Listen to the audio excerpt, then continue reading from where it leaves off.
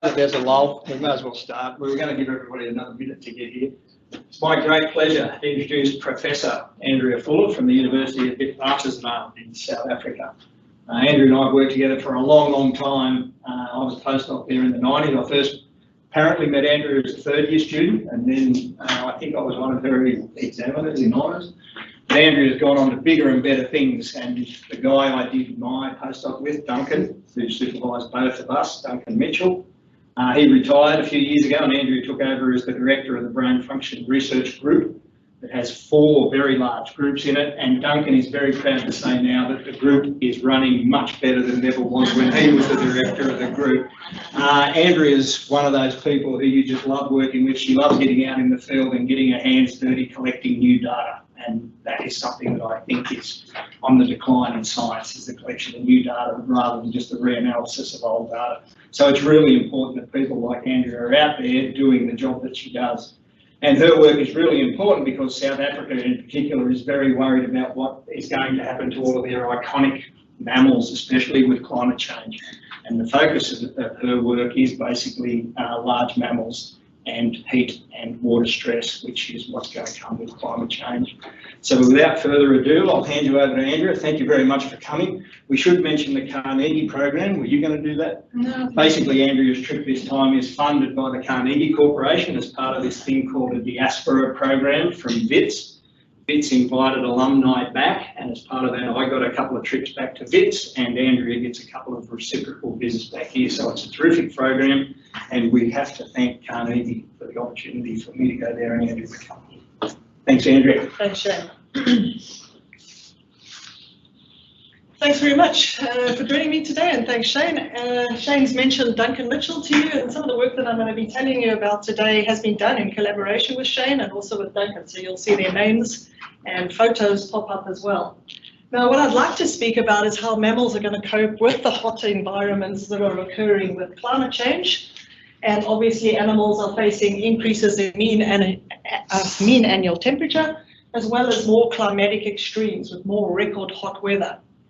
Now, we've been studying how mammals respond to heat for about 250 years. So you'd think we really would be able to understand exactly what's going to happen and how these mammals are going to respond and whether or not they're going to reproduce, whether they're going to survive as a result. But that's not necessarily the case, and it's certainly not the case when it comes to ecologists in particular, many of whom are making the predictions about what's going to happen to organisms facing climate change and doing so inappropriately, particularly when it comes to thermal physiology.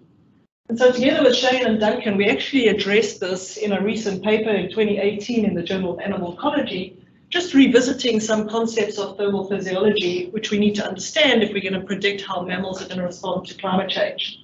And today I'd like to just look at some of those concepts and explain to you why they're not being applied appropriately. So these are some of the ideas which are commonly used inappropriately in predicting how mammals are going to cope with climate change. So I'll just go through them and then I'll address some of these ideas in my talk today. Environmental heat exchange is governed primarily by air temperature. Thermal environments are safe only if they overlap with the mammal's thermal neutral zone. Large mammals need homeothermy to survive. Mammal body temperature is predictable from characterization of the thermal environment. And large mammals, which have a lower ratio of surface area to body mass compared to small mammals, are most compromised in the heat.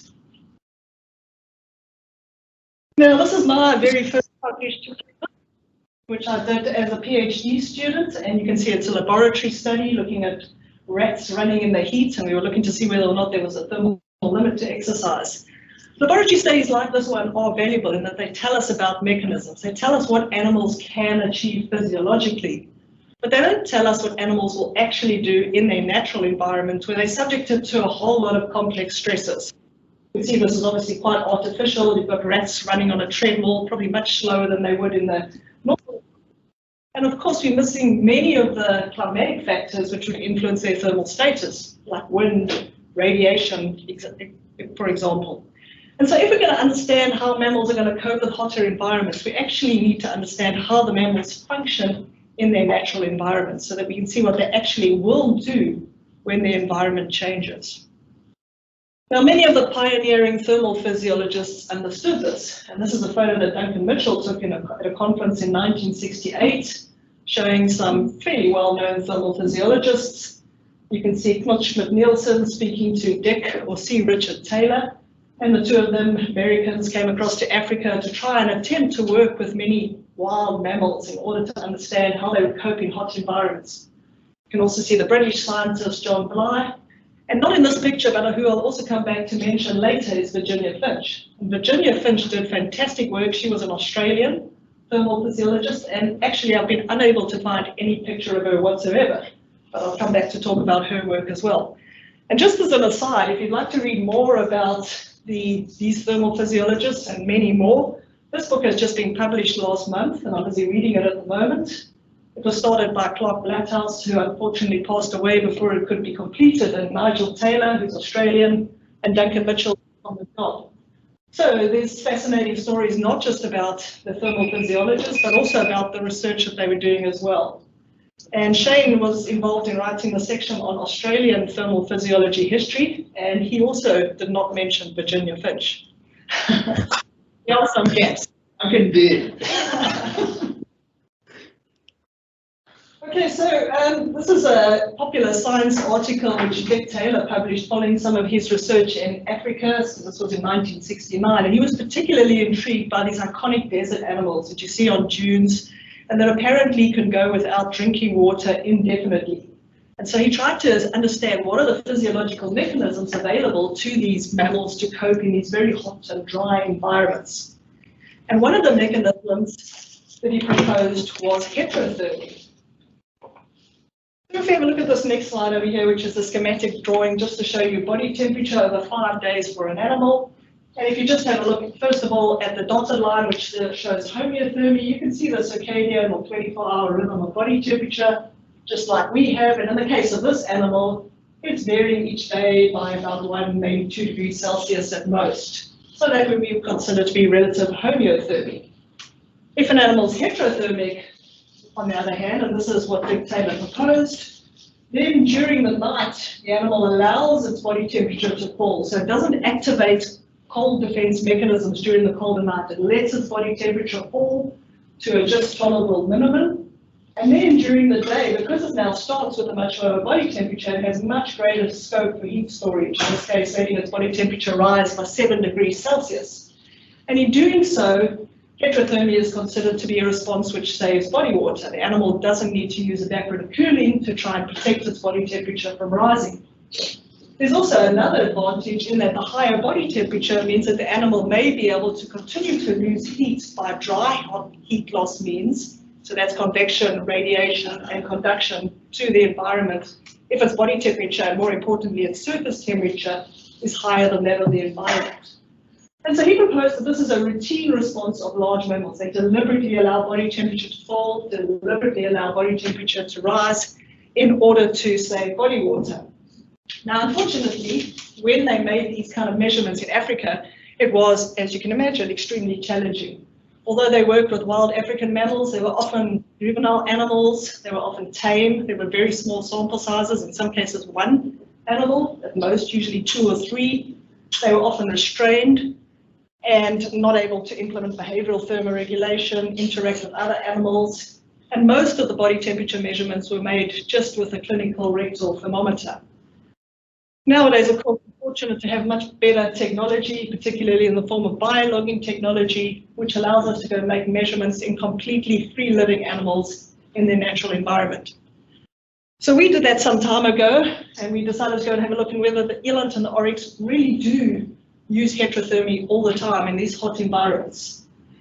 And as you can imagine, working with these large animals is quite challenging. So here you can see we've darted an eland. They can be incredibly heavy. You can get close to 1,000 kilograms at the biggest males. And we're busy using a device over there to transport the animal to the surgical theatre. And in the eland and the oryx, we not only measured abdominal core body temperature, we also measured blood and brain temperatures because we were interested in selective brain cooling, which is something else that Taylor worked on. But I'm not going to talk about that today. Here you can see us working with the oryx, or the beanstalk, as we call it in South Africa. There's Duncan sitting next to me down at the bottom over there. And you can see the hardship of doing this research. I think the Cricket World Cup was on, and so we had a television position just over here, and I think this was Africa versus Australia. I think in those days we had a chance of winning though. Also notice over here that this animal has pipes on its horns. Incredibly dangerous animals because they have these very long, sharp horns. And I'm very pleased that Shane is still here today, because here's a photo of Shane at the time. And this is not a henceforth horn. That is him with all that hair, I promise you. So yeah, very dangerous doing this kind of work. But anyway, we were able to collect body temperatures from these animals during hot summer weather in the southern hemisphere, in South Africa and Namibia. And what did we see when we looked at their body temperature patterns? Well, here you can see a typical 24-hour plot for the oryx and the eland. And as you can immediately see, this is not the heterothermy that Dick Taylor predicted. The oryx's body temperature is fluctuating by about 1 degree Celsius over the course of the day, and the eland by about 2 degrees Celsius over the course of the day. Now, we were also able to do this work, and this is another slight diversion over here, because we were able to dart animals. And for your interest, the process of darting was really developed by a guy called Tony Hartman, who was a British vet who came to Africa, and he worked not only on the process of refining the dart guns, but also on the drugs which are used to immobilize animals, so that you didn't have to walk up to an elephant like that and jab it in the butt. So this is his book over here, which he published in 1970. And the reason I'm referring to Tony Hartman is he worked with John Bly, the other person that I pointed out earlier. And actually in 1965, so before Taylor published the story about the oryx and the eland, they used very early radio telemetry and put probes into the deep muscle tissue of many large mammals, a whole lot of different species, and recorded their body temperatures in near natural conditions. And here you can see a plot for a couple of days for one animal, and this is the eland.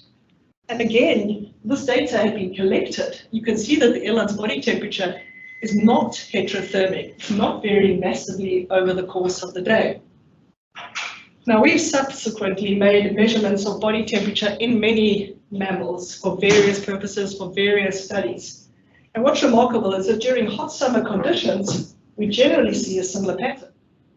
Here you can see plots for different species which we studied, ranging at the bottom from a springbok, which weighs about 20 kilograms, all the way up to the much heavier elephants. And I've got picked, we've measured many more species than this, but I've just picked a species here which differ in body mass, also differ in activity pattern. So the cheetah, for example, is much more diurnal than the lion, which is nocturnal. And despite them regulating their body temperatures around slightly different averages or means, they all have a very similar pattern of body temperature, and they're all homeothermic. Now these animals, these are our measurements just averaged over the hot summer period. All of these animals were in reserves where they had access to drinking water, and at the time of these studies had relatively good food availability. But we were criticized and told we really need to go to much hotter places, to the true desert, if we want to see this heterothermy. And so we went to Saudi Arabia and we made measurements in Arabian oryx. And what you see over here is this is a slightly different plot to what I've showed you earlier. This is data for one animal from the data logger after it's been calibrated, and we measure body temperature every 15 minutes, and all the points have just been plotted here over a period of almost 1 year. And then I've defined the seasons as hot, wet, very hot, dry, and warm, dry. Very hot, dry was incredibly hot. There was absolutely no rainfall, and the average maximum temperature was about 40 degrees Celsius every day. And yet, if you have a look at this animal's body temperature and you have a look how much it varies each day, beginning over here, it's varying by about 2 degrees Celsius each day, and it goes to maybe 3, maybe on some days it's getting to about 3.5 degrees Celsius. But again, it's not particularly large amount of heterothermy. But now, what I haven't told you is that this animal was in a large camp, but it received supplementary food and water. We also studied animals which were free living in the desert. And during that very hot, dry season, they had absolutely no drinking water. There are no man-made water holes, there was no rainfall, there were no water pools, and they also had very poor food availability as a result. And when we look at their body temperature pattern, we do see heterothermy. So here's an example of an oryx. And you can see during the very hot dry period over there, in particular, much greater daily variability in body temperature, with body temperature reaching greater highs and dropping to lower minimums at night as well. If we just put them together over here, you can see the big difference between these two animals. They're in exactly the same climatic conditions, same air temperature, solar radiation, humidity, etc. All that differs is that the one at the bottom has food and water, and the one at the top does not have food and water, particularly during those very hot and dry periods. So what's going on over here? Well, maintenance of a low amplitude or daily range of body temperature, what we call homeothermy, requires energy and water. So if we just have a look at 5 days of body temperature from an animal over here, during the day, if the animal is exposed to heat, the only way it can prevent its body temperature rising excessively is through evaporative cooling. And for that, it needs body water. Conversely, at night, when body temperature falls, in the exposure to the cooler environment, the only way the animal can prevent its body temperature falling excessively is by producing metabolic heat. And for that, the animal needs food. And so animals need food and water to maintain body temperature within a narrow range. And while we think about animals facing hotter environments with climate change, it's important as well to realize that animals don't face heat throughout the day. We face a cycle of both exposure to heat in the day and to cold stress at night, even in summer conditions. So this diagram over here just is a schematic diagram which we've used in aardvark, which is one of the animals that we've studied. And they're typically nocturnal animals, but they often will be active in the day as well. So moving between day and night changes the thermal environment substantially. In the day, in the Kalahari where we study these animals, air temperatures in summer are typically about 40 degrees Celsius. But very importantly, there's a clear sky on almost every day and a high radiant heat load. So if we had to measure the black load temperature, which integrates air temperature and radiant heat, it would be about 55 degrees Celsius. And it's generally a very dry environment, so the animal can lose heat by evaporative cooling quite easily. And then at night, in winter, temperatures can drop quite low, even below freezing. There can be some wind as well, so there's potential for heat loss by convection. But the animal also faces a clear night sky in these dryland environments where the effective air temperature can be between about -10 and -30 degrees Celsius. And so there is a substantial heat loss by radiation to that night sky. So people talk about climate warming being beneficial and that the nights will be warmer. Increasing the night temperature by 3 or 4 degrees Celsius is not going to make much difference to an animal which is facing this cold night sky. And so cold stress exists at night on top of the heat stress during the day. So another animal which we've been studying in the same environment in the Kalahari is the ground pangolin, and here you can see an infrared image showing you the surface temperatures of this animal. And this is at night when this animal is primarily active. And if you can see the scale on the right, the air temperature is about 10 degrees Celsius. And the animal's body or surface temperature, which we can see, is in the high 20s, early 30 degrees Celsius. And unlike mammals, which are furred, this strange scaly mammal has very poor insulation. You can see as it's moving over there, as the scales are lifting up, you can see the hot skin underneath. So there's going to be a massive gradient for this animal to lose heat loss to the environment. So what happens when you have a look at a nocturnal mammal's body temperature like this pangolin? We put data loggers into pangolins and then let them go and recapture them later. And here you can see almost 2 years of body temperature for one pangolin. And what the purple or blue line is showing you is the average body temperature for every day of that animal's life. And what you can see around in the lighter yellow color is the difference between the maximum and the minimum temperature. So you can see how much body temperature varies. And this is South Africa, so very similar to Australia in terms of our seasons. In the summer period over here, around December, January, February, you can see the animal's quite homeothermic. Its body temperature is varying by about 2 degrees Celsius. There are some lows in body temperature, by the way, which you may have noticed in those summer periods, and we think those are associated with the animals being in burrows while it's raining.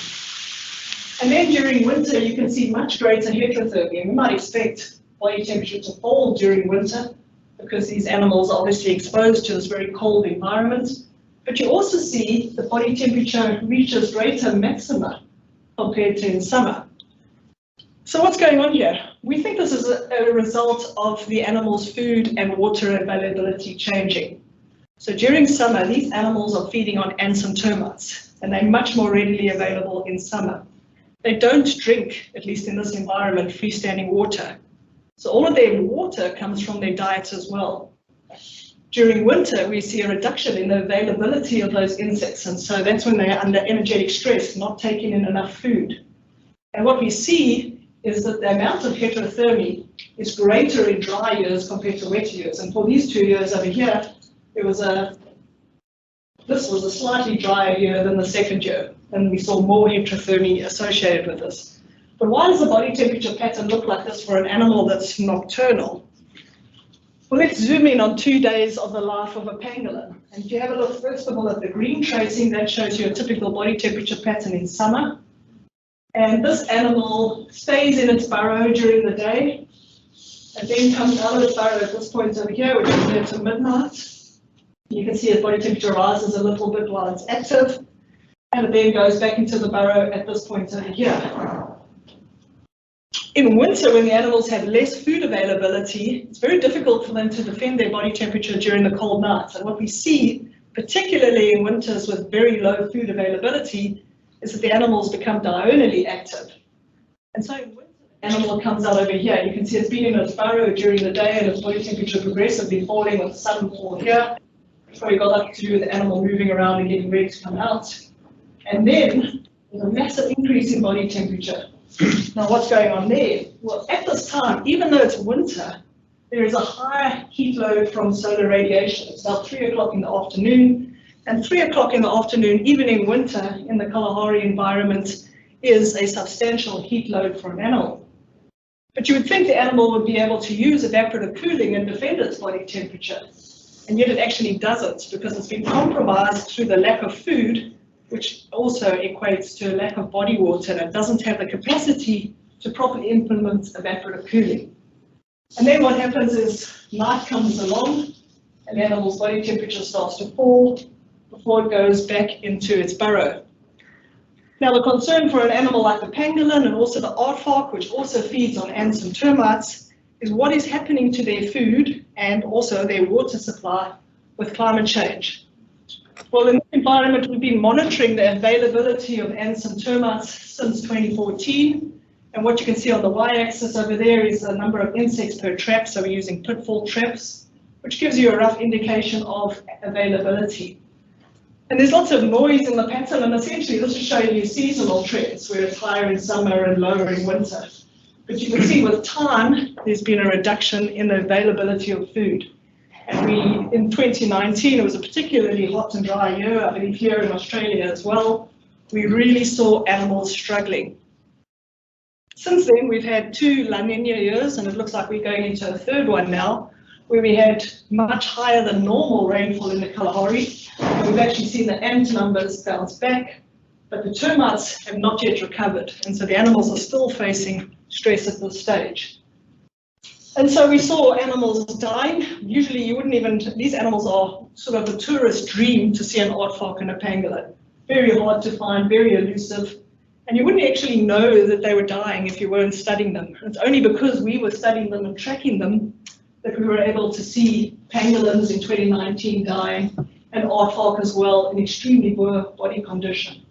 And when we measure their body temperature patterns, there is substantial heterothermy in an animal like this. So heterothermy essentially is telling us that these animals are in poor condition and are likely to struggle.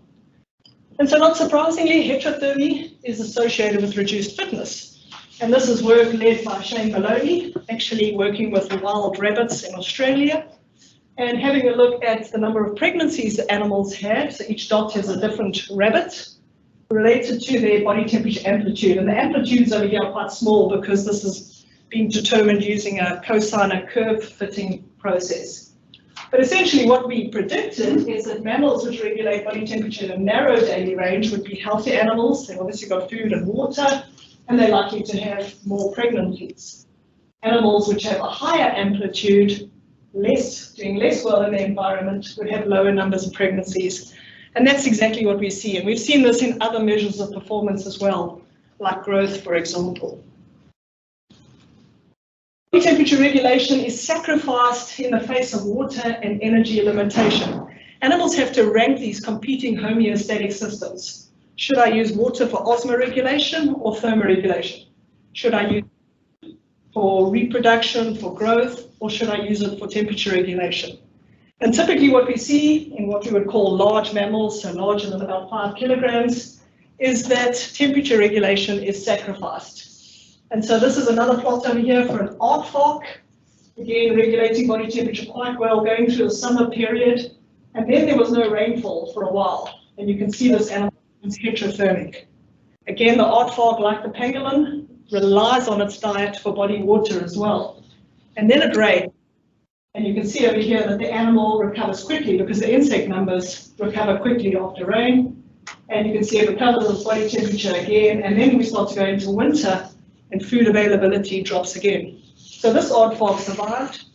Others that we were studying at the same time did not survive. Their body temperatures just progressively dropped all the way down to 25 degrees Celsius, and then the animals succumbed. Now, this idea that body temperature regulation is energetically costly has led ecologists to focus on the idea that animals will thrive and do best if they remain in their thermal neutral zone. I just want to remind you what the thermal neutral zone is. So this is a figure over here, and mammals maintain a constant body temperature at the lowest metabolic rate in their thermal neutral zone. So if you take a mammal and you put it into a climatic chamber, and you measure its metabolic rate, the animal must be inactive, on its own, post-absorptive, non-reproducing, and you then vary the ambient temperature. You'll find a range where metabolic rate is lowest, the basal metabolic rate. And then as the ambient temperature decreases, the animal will start shivering, either shivering or non-shivering thermogenesis, depending on what animal it is, and metabolic rate will increase. And conversely, as you increase the temperature, the animal will start using evaporative cooling and metabolic rate will increase. So this is the thermal neutral zone of an animal, and it's when the animal is at basal metabolic rate. And this idea has been taken forward by ecologists and used to predict how mammals are going to do with climate change. For example, here's one paper, as you can see, published in a prestigious journal, where what the researchers did is have a look at the thermal neutral zone of different mammals, and then have a look at how the environmental temperature is going to change.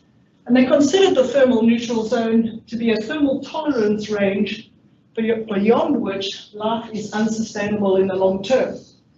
And they had a look at the mismatch, so that's the figure on the left over there, to see how many species would face a mismatch between their future thermal environment that they live in and their thermal neutral zone.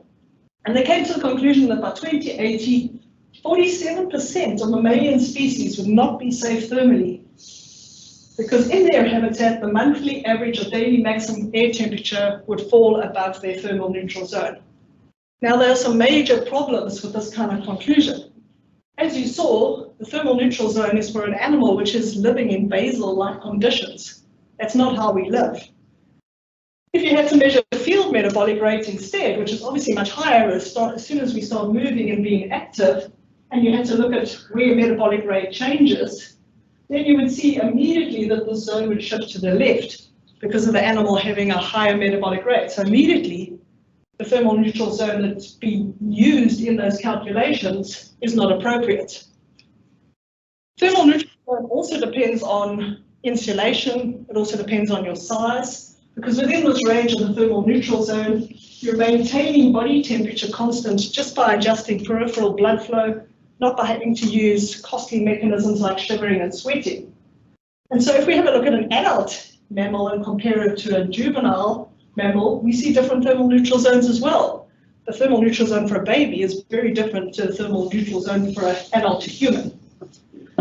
And so the sheep has got a very wide thermal neutral zone. It extends by about 23 degrees Celsius, that's what the delta is. They've got fleece, so they can tolerate cold conditions all the way up to quite warm conditions within their thermal neutral zone. But its lamb, on the other hand, has to be kept at much higher temperatures to be in its thermal neutral zone. And the same is true for almost all mammals. So a calf would be at a higher thermal neutral zone and the piglet would be at a higher thermal neutral zone than the pig. So if you were going to have adults thriving and surviving only within their thermal neutral zone, then clearly the youngsters would not thrive at the same time. And the truth is that animals don't live within their thermal neutral zones. They live outside their thermal neutral zone most of the time. Just as an example over here, elephants are found in the areas which are colored grey and black on the figure on the left in southern Africa. And on the right, you can see the mean maximum temperatures. And what you should be able to notice quite easily is that elephants are found in the areas which are colored red and orange, the hottest areas.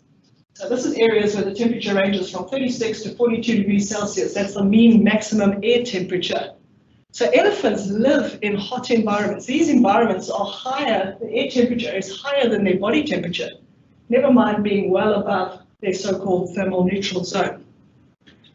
So if we wanted to try and define zones of thermal safety which ecologists could use, we can't use a thermal neutral zone. It's just a very narrow window at which metabolic rate would be lowest and evaporative water loss would also be relatively low and body temperature would be constant. Instead, we can look at other zones which would be much broader. And from human physiology, we can get the term prescriptive zone. And that is a zone in which mammals are homeothermic, but they have sustainable increased metabolic rate and evaporative heat loss, which obviously is water loss outside the thermal neutral zone. So it would be a much broader zone in which the animal is normally using evaporation and an increase in metabolic rate to defend its body temperature. And it wouldn't necessarily be symmetrically placed around the thermal neutral zone as we've shown over here. We could then look at an even wider zone, and that would be the tolerance zone, where physiological malfunction may occur, but individuals can survive. So we may find in this broader zone, when we start to get to an increase in body temperature and a fall in body temperature, perhaps some animals may not reproduce successfully, but in general, the population will still survive. And then we can get to an even broader survival zone where now animal lives are at risk. But now, even if we could define the critical temperature minimum and the critical temperature maximum, they're not really particularly helpful to us because these zones of thermal safety based on ambient temperature will vary as soon as the animal's food and water availability changes. So just to show you that, if we have a look at this figure over here, then what I've done on the left over here is just show the performance of the animal, assuming that as it gets hotter, as ambient temperature increases, performance will start to drop. And here we've just shown the prescriptor zone for the animal, as I've showed you similar in the previous pictures. Now if the animal has no drinking water, that's going to reduce evaporative heat loss rates. And so as a result, this upper limit of the prescriptor zone is going to be moved to the left. The animal's not going to be able to defend its body temperature through evaporation, and we would expect a greater decrement in the animal's performance when it faces heat if it doesn't have sufficient water. Conversely, if an animal doesn't have sufficient food, then it wouldn't be able to mount the same metabolic rate increase when it faces cold, and as a result, the prescriptive zone lower limit would move upwards. And if it's in a situation like many of our mammals in Africa, which are in dryland environments, where they're not going to have enough food and water with climate change, then it's going to shrink from both ends, and we're going to see a substantial decrement in performance. And now there's another problem over here. This is ambient temperature, which is typically measured as air temperature. And air temperature is just one measure of an animal's thermal environment. The thermal environment which an animal is exposed to is much more complex than just air temperature. And in fact, when we're talking about heat, the most important factor is solar radiation. Radiation generally contributes far more than does air temperature to heat transfer in an animal. And so by using air temperature on the x-axis, as you saw there, we completely ignore the effect of solar radiation in the animal's environment. And this was well understood by the early thermal physiologists, but has been completely ignored by climate change modelers. And so this is some work that Virginia Finch did, the unknown Australian, and she had eland and hartebeest, many other studies she did in Africa where she did superb studies of heat balance in these animals. And in the dotted bars over there, you can see it's time of day here, 8, 9, 10, 11 o'clock. She obviously just worked with time of day. These animals had some shade cover over them. She then removed the shade cover, and you can see the change in the animal's physiology immediately. Their earland both sweats and pants, so that's respiratory rate showing panting, cutaneous evaporation, massive and rapid increase in those as soon as they face solar radiation. An increase in skin temperature as well, and a very slight increase in rectal temperature, probably reflecting the circadian rhythm of body temperature. And conversely over here, the hartebeest doesn't use any sweating, it's just a panter, massive increase in panting, and similar responses over there. So understanding the role of solar radiation is absolutely crucial if we're going to predict what's going to happen to animals. And it's also important in understanding what's considered to be a third rule about how mammals are going to respond to climate change. And this paper was put forward, but there have been many others as well. This one looked quite fairly at all the different aspects. And that is a smaller body size going to be a third universal response to climate warming? The other two responses are animals changing their distribution, so moving to a more suitable environment, and animals changing their phenology, so the timing of events, breeding later, for example. But it's been thought by many people that being smaller is going to be an advantage, and we'll see many more smaller mammals in the future. Now, where does this idea come from? Well, larger mammals, which have a lower ratio of surface area to body mass, are thought to be comprised in the heat, based on this kind of relationship where we, on the y-axis here, we've got maximum non-evaporative heat loss, and then we've got body weight. And so if you had a small animal in this room right now, a mouse, it would rapidly lose heat to this environment. Conversely, I, as a big mammal, would lose heat more slowly to that environment. And associated with this principle is Bergmann's rule, a geographical rule which says that endotherms from cooler climates tend to be larger than endotherms from warmer climates. So in hot environments, we see small mammals. In cool environments, we see large mammals. Now, this principle is fine when the operative temperature of the environment is lower than the animal's surface temperatures. I've replotted it over here, mass-specific heat loss rate, which should be on the y-axis against log body mass, so it's a simple straight line. The operative temperature is a temperature which it takes into account not just air temperature, but also the radiation that's acting on the animal. And TS is the animal's surface temperature. So it's the difference between an animal's surface temperature and the operative temperature, which determines whether or not you can lose heat to the environment. And so this relationship holds as long as the operative temperature is less than the surface temperature. But what we're seeing with climate change, and even before climate change, if you had to go outside, it's a little bit cool today, but in slightly warmer weather, the operative temperature will frequently exceed your surface temperature as a result of the effect of solar radiation. And then this relationship is no longer a mass-specific heat loss rate, but a mass-specific heat gain rate. And that means that small animals are going to gain heat rapidly from the environment. So if you put a mouse outside in the sun on a hot day, its body temperature is going to increase rapidly. And the only way that it can prevent that is through evaporative cooling. Under such circumstances, it's going to have to use a substantial proportion of its body water stores to maintain homeothermy. And so what we see is that small mammals heat up very quickly when they're exposed to heat, and they dehydrate very quickly if they don't take refuge. And so most small mammals that you find in deserts are not diurnal. Many of them are nocturnal. They're only active at night. And many of them will escape to cooler microclimates during the heat of the day. We were interested in having a look at one small mammal which doesn't escape to cooler microclimates over most of the day. And that is the meerkat, which is an animal which is active diurnally. It does go and take a nap during the middle of the day, but in the morning it's foraging, and in the afternoon it's foraging.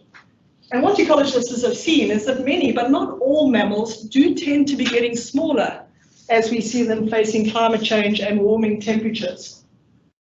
So one example of mammals that are becoming smaller is meerkats. And here you can see some data for body mass of meerkat pups.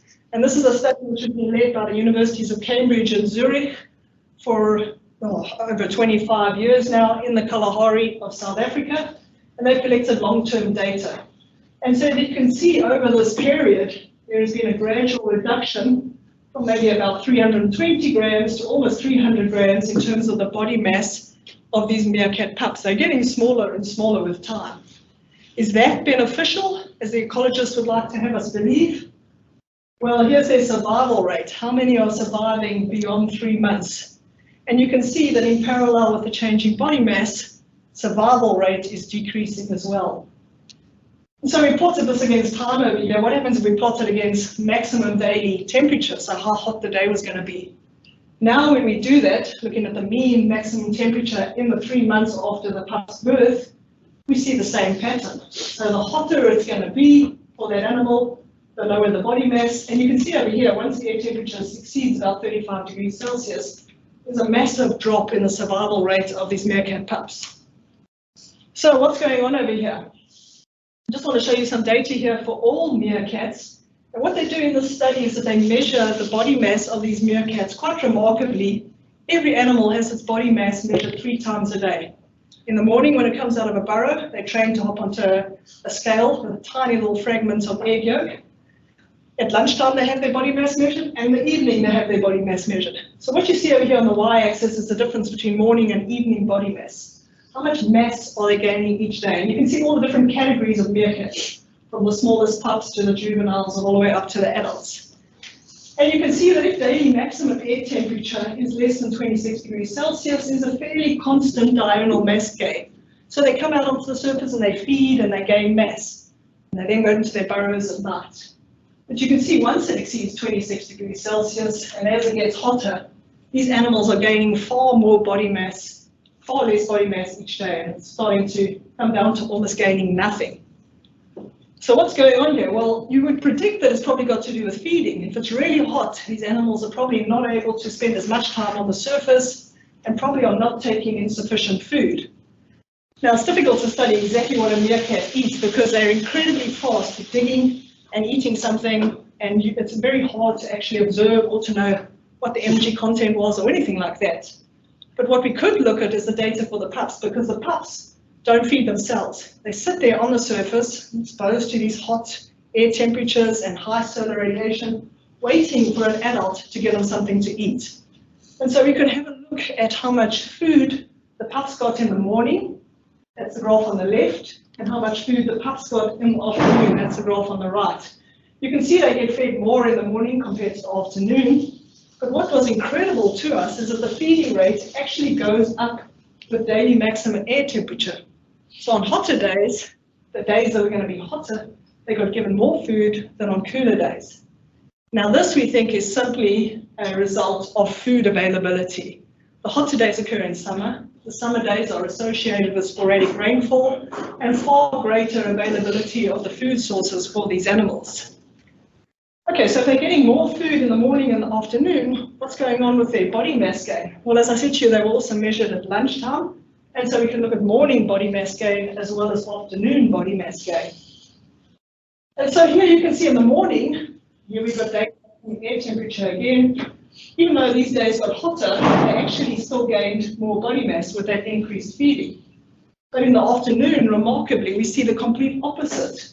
So they're being fed more as it gets hotter, and they're not gaining mass. And in fact, they're even at very high air temperatures, losing mass in the afternoon. And we think this has got to do with dehydration. These small animals on the surface in the sun waiting to be fed will dehydrate very rapidly. And that'll cause direct body mass loss.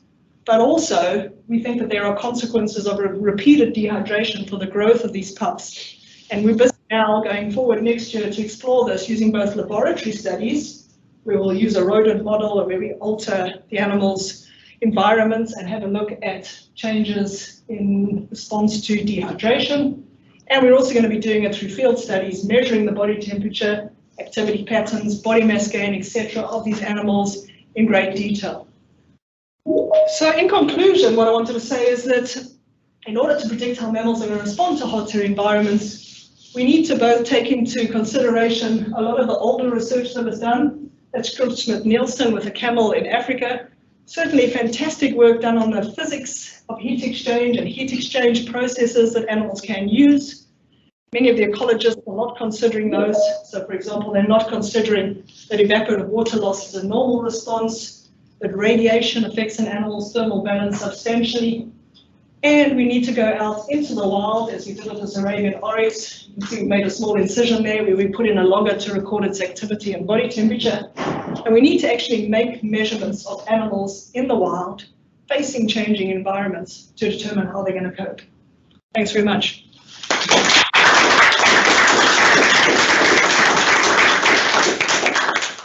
Thanks, Andrew. I certainly learned a few things. Any questions for Andrew? Well, I can start. Is the prediction then that meerkats are going to become nocturnal? No, the prediction is that they're going to die out in this region. Oh, great. And so, you know, some animals shift from diurnal to nocturnal activity. We saw that with the Arabian oryx, you know, when it was really hot and dry, which I didn't show today. Not only were they heterothermic, but they became completely nocturnal animals. And they didn't have any predators in the Saudi Arabian desert to worry about, whereas South African antelope, if they shift to the night, may have a few more encounters with lions. But there's no evidence, and we'll study it in more detail when we do the activity measurements, but there's no evidence that some of these diurnal mammals are becoming nocturnal. They seem to somehow be fixed in their activity schedule.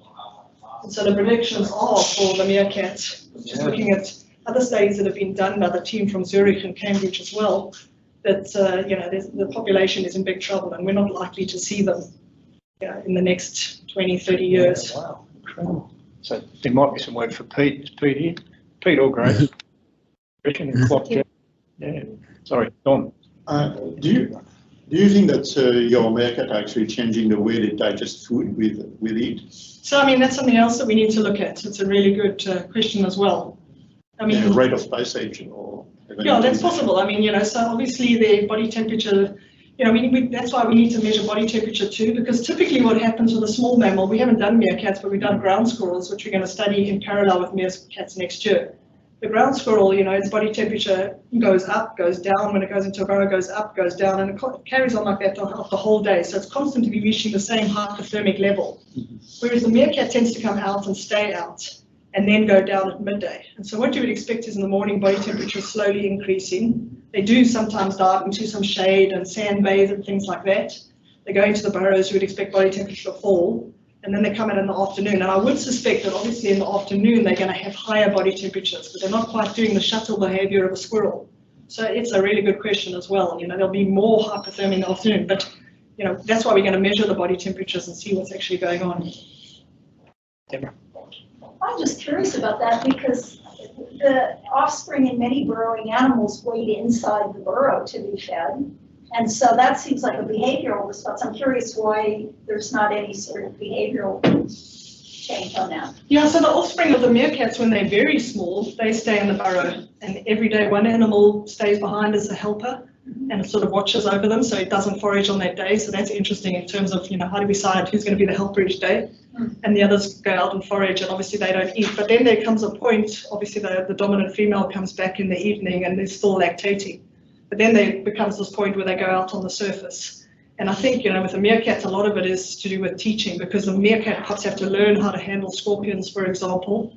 And initially adults will do things like remove the tail of the scorpion and give it to the pup without the tail.